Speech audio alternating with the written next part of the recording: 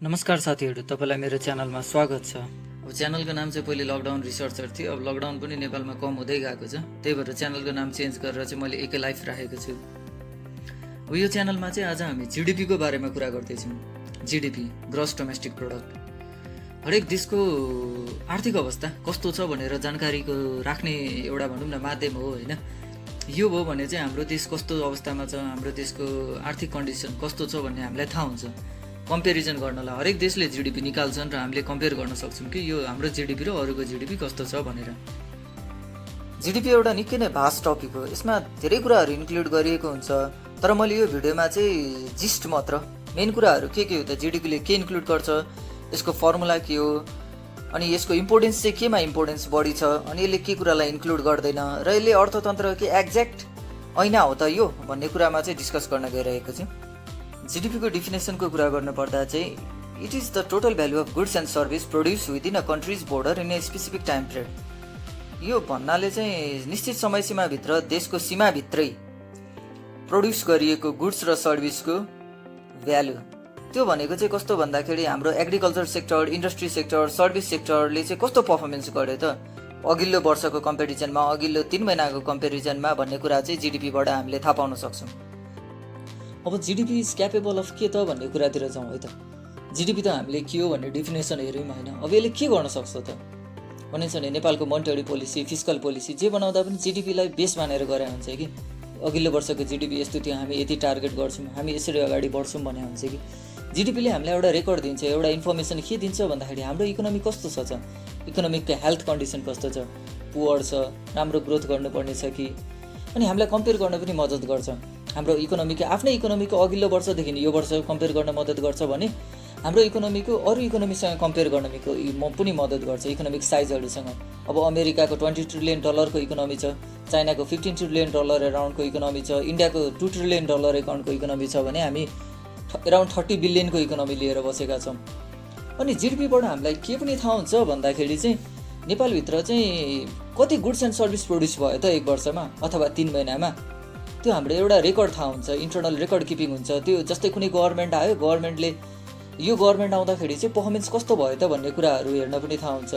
अनि हाम्रो देशको इकोनोमिक सेक्टर हुन्छ नि, agriculture sector, industry sector, service सेक्टरहरू इन्डिभिजुअली कसरी ग्रोथ गरिरहेको छ त, एग्रिकल्चर सेक्टर ग्रोथ गरिरहेको छ कि छैन, इन्डस्ट्री सेक्टर अघिल्लो वर्षको तुलनामा के भइरहेको छ, अनि यो सर्भिस सेक्टर यो कसरी अगाडि बढिरहेको छ भन्ने कुराको जानकारी चाहिँ हामीले यहाँबाट पाउँ, जिडिपीको डाटाहरूबाट चाहिँ पाउन सक्छौँ। जिडिपीले चाहिँ हामीलाई फाइनेन्सियल फिगर दिने भएको कारणले गर्दाखेरि चाहिँ जिडिपी निकाल्दाखेरि फर्मुला युज गर्नुपर्छ। जिडिपी इज इक्वल टु चाहिँ C + I + G + X - M गरेको छ। यसमा C भनेको कन्ज्युमर स्पेन्डिङ, एउटा बााउन्ड्रीभित्र सर्टेन टाइम पिरियडमा कन्ज्युमरले कति स्पेन्ड गर्छ, इन्भेस्टरले कति इन्भेस्ट गर्छ, गभर्मेन्टले कति स्पेन्डिङ गर्छ त्यहाँनिर, अनि त्यो देशले त्यो टाइम पिरियडमा कति एक्सपोर्ट गर्छ र कति इम्पोर्ट गर्छ, त्यसको डिफरेन्स क्यालकुलेट गर्यो भने चाहिँ हामीले जिडिपीलाई चाहिँ निकाल्न सक्छौँ। अब जिडिपीको ग्रोथको बारेमा कुरा गरौँ है त। जिडिपी कसलाई इम्पोर्टेन्ट हुन्छ र किन इम्पोर्टेन्ट हुन्छ? यो इन्भेस्टरलाई इम्पोर्टेन्ट हुन्छ। इन्भेस्टरले इन्भेस्टमेन्ट डिसिजन लिनको लागि देशको इकोनोमिक कन्डिसन कस्तो छ, ग्रोइङ गरिरहेको छ कि घटिरहेको छ कि भन्ने बारेमा जिडिपीले जानकारी दिन्छ। त्यो भएपछि इन्भेस्टरले त्यतिखेर इन्भेस्ट गर्ने कि हल्ट गर्ने कि पैसा ब्याक विथड्र गर्ने कि भन्ने खाले डिसिजन लिनलाई इन्भेस्टरलाई मद्दत गर्छ। यो गभर्मेन्टलाई पनि इम्पोर्टेन्ट हुन्छ। गभर्मेन्टले देशको आर्थिक अवस्थाको बारेमा जानकारी पाउँछ र उसले कुन सेक्टर कस्तो पर्फर्मेन्स गरिरहेको छ, के भइरहेको छ, कसरी अगाडि बढ्ने भन्ने पोलिसी फर्मेसन गर्नलाई त्यो जिडिपीले मद्दत गर्छ। सेन्ट्रल ब्याङ्कलाई पनि जिडिपी इम्पोर्टेन्ट हुन्छ।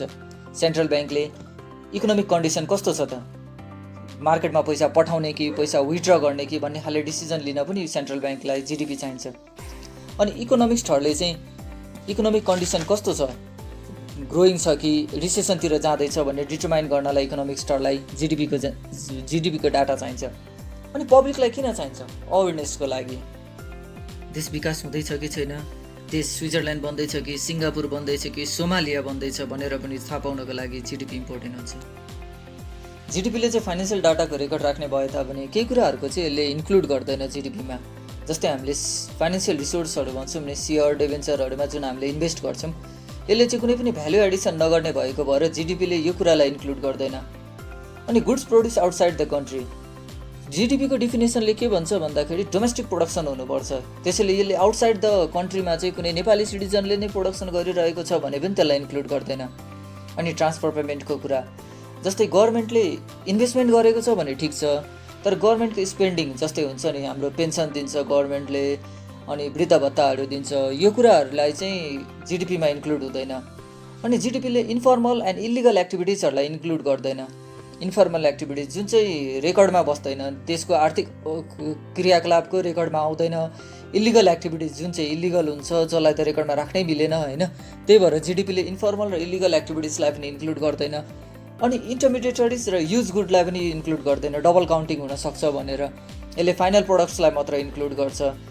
अनि volunteer works and household works भन्छ नि, भोलिन्टियर वर्कहरू कसैले सोसल वर्क गरिरहनु भएको छ, समाज सेवा गरिरहनु भएको छ, तपाईँले इकोनोमीलाई कन्ट्रिब्युट गरिरहनु भएको छ, तर त्यो कुरालाई पनि जिडिपीले चाहिँ इन्क्लुड गर्दैन। जिडिपीले देशको अर्थतन्त्रको बारेमा इन्फर्मेसन दिन्छ, तर के गर्छ भन्दाखेरि चाहिँ जिडिपीले चाहिँ इकोनोमिक आउटपुटलाई मात्र इम्फसाइज गर्छ without considering the economic well-being.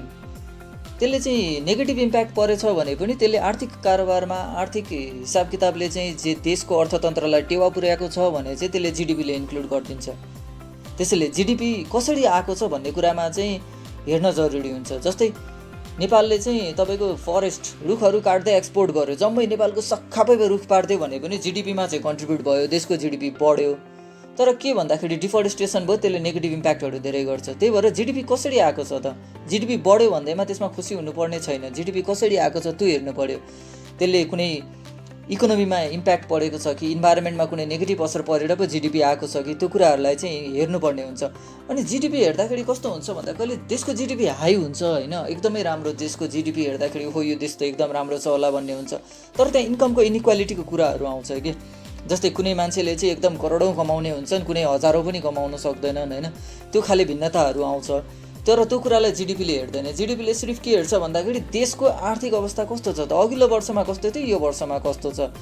त्यही भएर चाहिँ जिडिपी इम्पोर्टेन्ट छ। जिडिपीले हामीलाई फाइनेन्सियल फिगरहरू दिन्छ, तर जिडिपीले दियो भन्दैमा जिडिपी कसरी आएको छ, देशको अवस्था हेर्नु पर्यो, देशमा जिडिपी कसरी ग्रोथ भइरहेको छ, अघिल्लो वर्ष जिडिपी के थियो, देशले यो वर्ष ग्रोथ भयो भने कसरी, केमा इन्भेस्ट गरेर ग्रोथ गर्यो त। अब हाइड्रो इलेक्ट्रिसिटीमा इन्भेस्ट गरेको हो कि, अथवा देशले चाहिँ त्यही डिफरेस्टेसन गरेको हो कि, बागमतीमा सबै ढल मिसाएर, बागमतीमा जस्तै केमिकल मिसाएर इन्डस्ट्रियलाइजेसन गरे हो कि, त्यो कुराहरू हेर्न जरुरी हुन्छ। साथीहरू, यो भिडियो बनाउँदा मैले पनि जिडिपीको बारेमा केही सिक्ने मौका पाएँ, अनि तपाईँहरूले पनि यो भिडियो हेरेर थोरै भए पनि केही भयो कुराहरू सिक्नुभयो भन्ने मैले आशा गरेको छु। र अन्त्यसम्म यो भिडियो हेरिदिनु भयो र आफ्नो अमूल्य समय दिनुभएकोमा धेरै धेरै धन्यवाद।